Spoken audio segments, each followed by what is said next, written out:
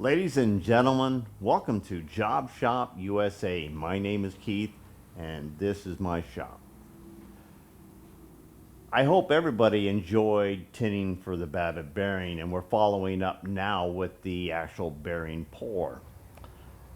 I've got the lower that we tinned in the oven right now, and this is the upper that we have in here. Let me bring you in so I can show you some of the creation on setting up for our pour.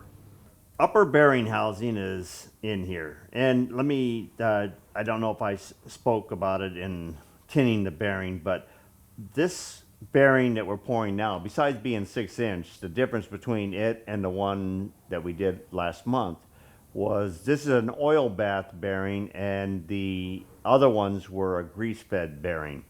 These openings right here, or these channels right here, are for the slinger rings to sling oil over the top of the shaft. Of course, this is the upper and it's upside down. All right, let's get to how I build the support. One, I want to pour level, so this jig makes this casting sit level. Also, it locates the outside circumference rings here, which run concentric with the bore. So this lets me go ahead and create center line with minimum amount of excess material needed to pour, to have material there to be looking at it instead of looking for it. I can draw, plasma cut, minor machining, and tack this together faster than you can cut and glue, and I don't have to wait for my welds to dry. All right, so basically I have a platform here, the side plates. Also, a 4x8 sheet of 12 gauge here is just about the same price as a 4x8 sheet of CDX plywood, if you believe that or not. It's pretty comparable. This is my media. I have the capabilities of drawing and putting this all together very, very fast. So this is not an expensive jig to set this up for what it does. All right, this center was a plug or tube I ordered, and I didn't have a bell center to go, so I plasma cut these rings out, welded them in real quick, center drilled them in the lathe, and then I turned the OD. And then I set up the upper or the lower half, which is in the oven right now. And after that, then I decided, how was I gonna I got it fitting real snug here.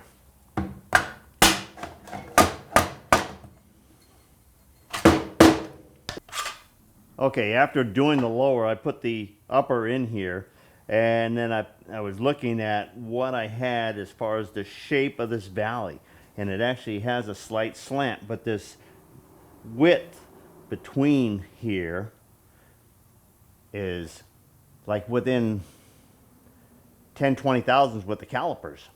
So I figured the mean width minus the thickness of my 12 gauge, and I made 2 single bands, dressed them up, and then I was able to just tack them on the bottom so they hold in place.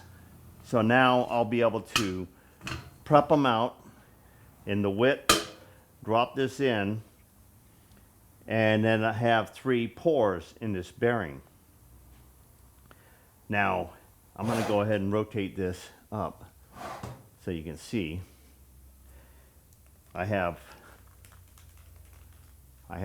2 holes right here, the vent holes. is what they actually are. So it vents to the inside chamber.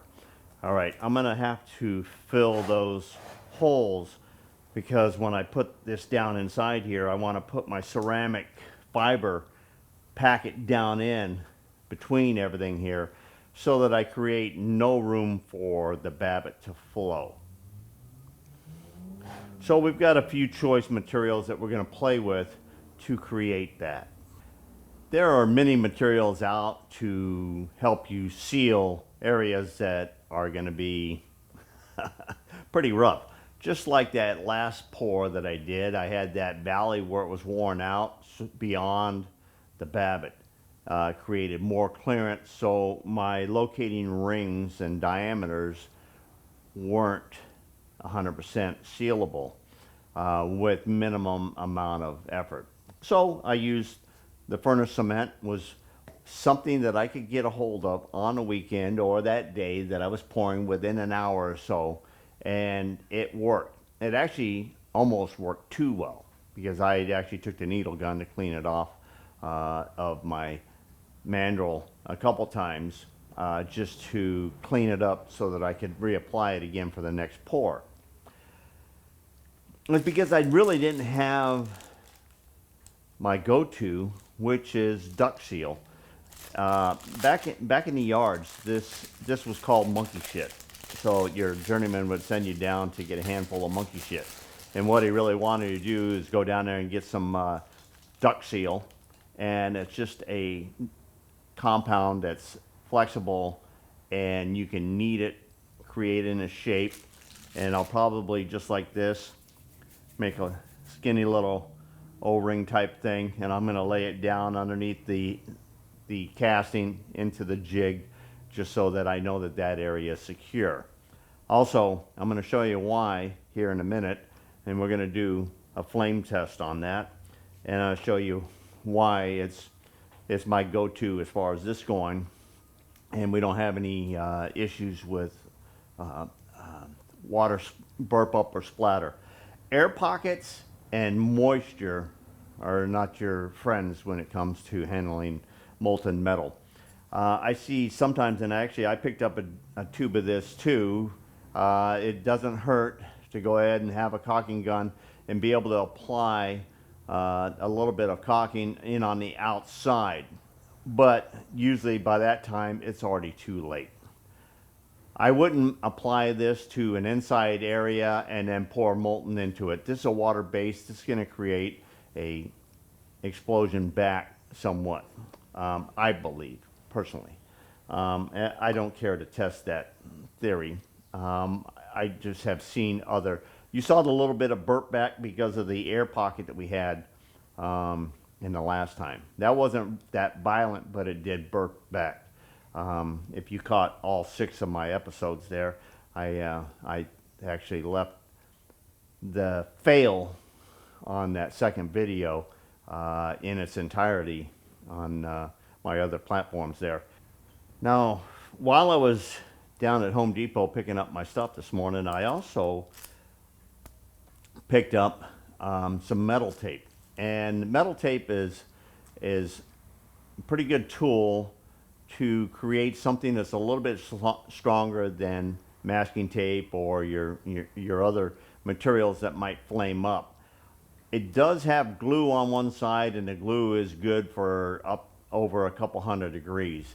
So basically, I'm not going to try to make this tape perform at the 500 degree temperature range that I want to warm up my casting at or anything else, but I want it to hold in place long enough for other things that I'm securing with it to cure.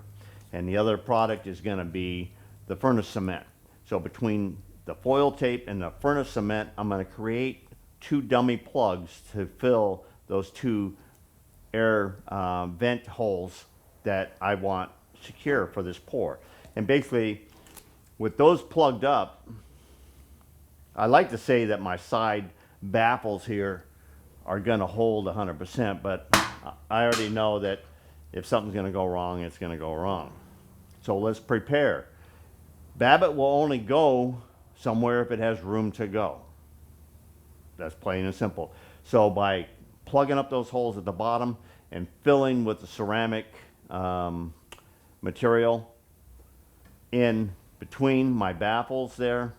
That will be a secure pour. So I'm kind of playing around getting this prepped up and getting this ready while I'm waiting for my lower to warm up, and then I'll fire up my Babbitt pot there and get it going. Having the oven now and letting it have soak time is a blessing. It's actually holding 600 degrees now, and it's been that way for about 20 minutes. But it can go for hours. It's not gonna increase or whatever. So it's maintaining, and I have time to do some other things. So besides running the torch, I'm enjoying the benefits of having the oven. Here's a little gob of monkey shit. Okay, so keep your eye on the monkey shit.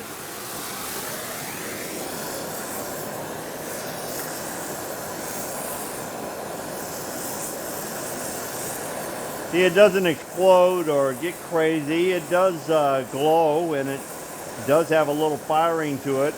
Very little sparks. But it stays powdery and soft and pliable. Okay, it doesn't go all over the place.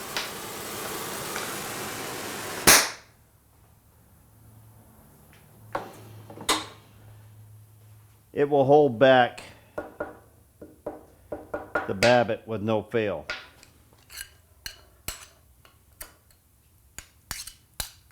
That was a big gob to test, but still, it didn't break down. And what did heat up became powder. Okay, our Babbitt's starting to come up to temperature here, and the last of our solid little ingots are slipping into the pool there.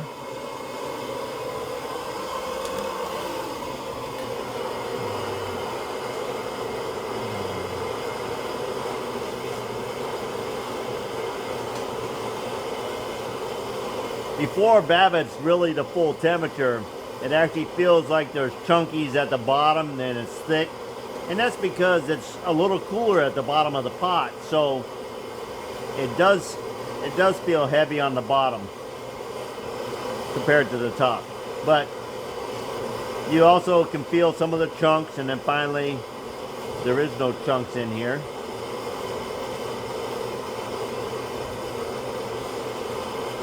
You want to stir it up pretty good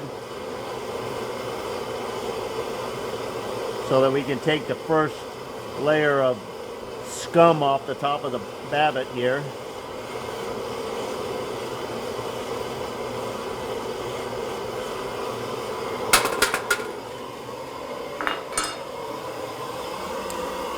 Take a stick and you just draw it over to the one side.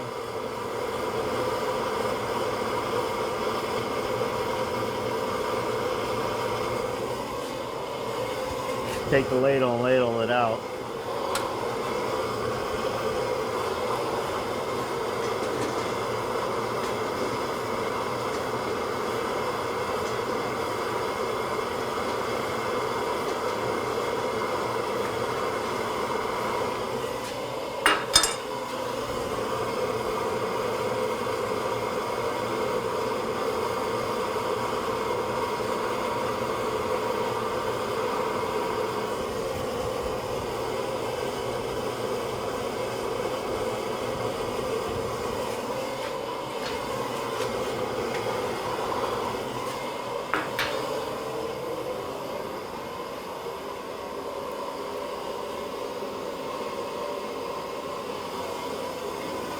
Okay, I bought a thermometer so that we could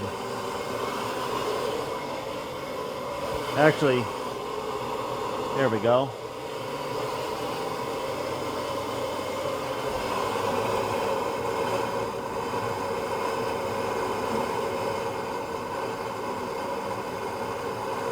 We're looking for that 800 mark.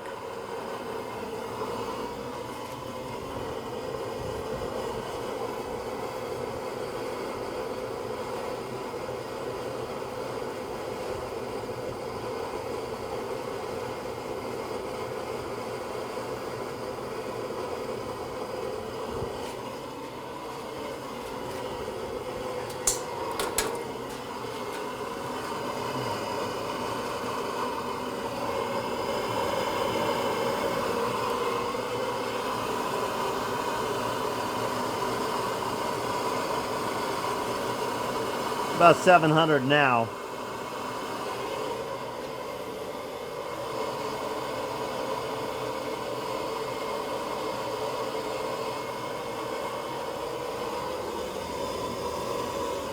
Now the old timers taught me was your stick smokes but doesn't catch on fire. It's about 800 degrees.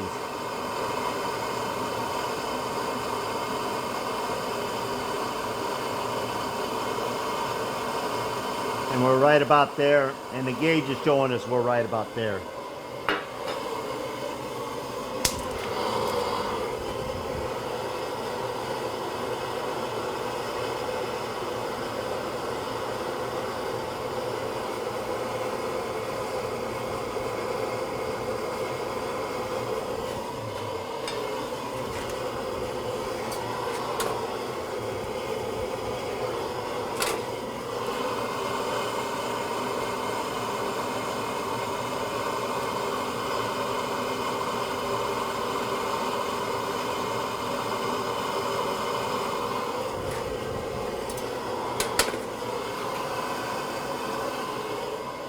Okay, that temperature is maintaining pretty good.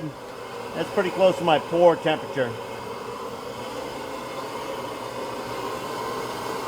All right, we're gonna get the gauge out of our way here.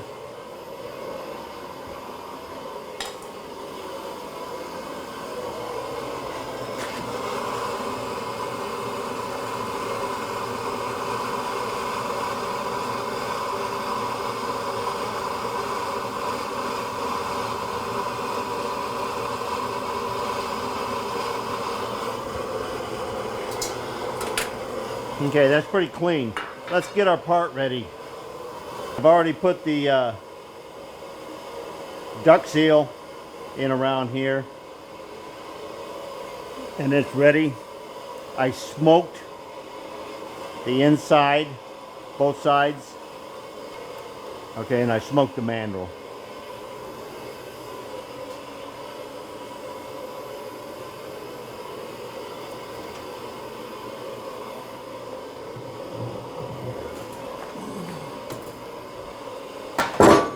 Apron pocket caught on the bottom down there, so we got to remember about that. And our copper mesh here.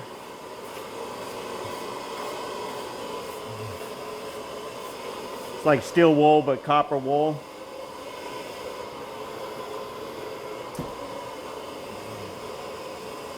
Okay, our large end goes over here.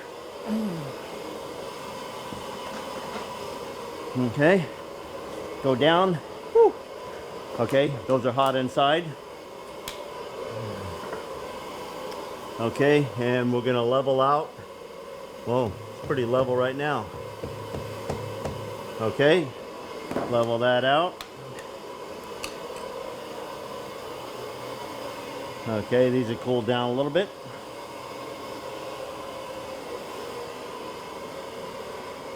Just double checking everything there. That looks good. Okay, let's set the mandrel in here.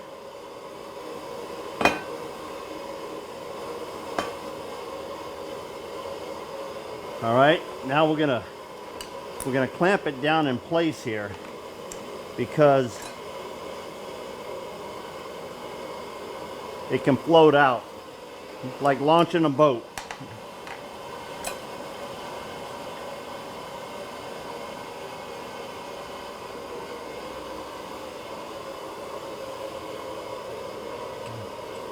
All right, one more cleaning on our Babbitt and we're gonna pour. Okay, that way you can see the table, all the surfaces around, and you can check me if we have a leak.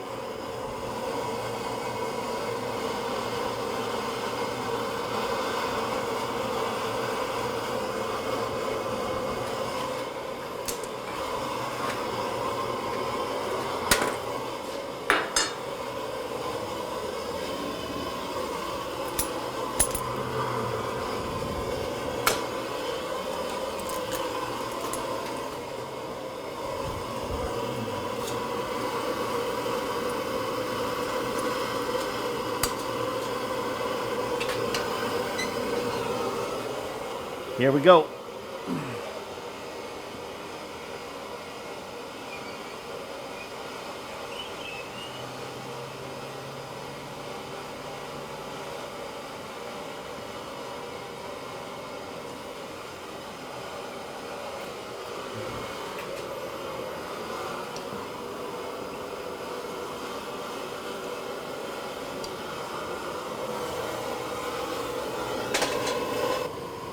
That's really looking good.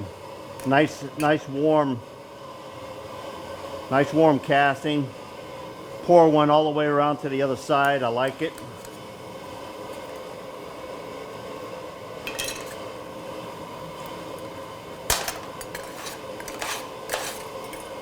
Getting a few of these big chunks here. Yeah, we're gonna pour our ingots back into the cupcake pan here.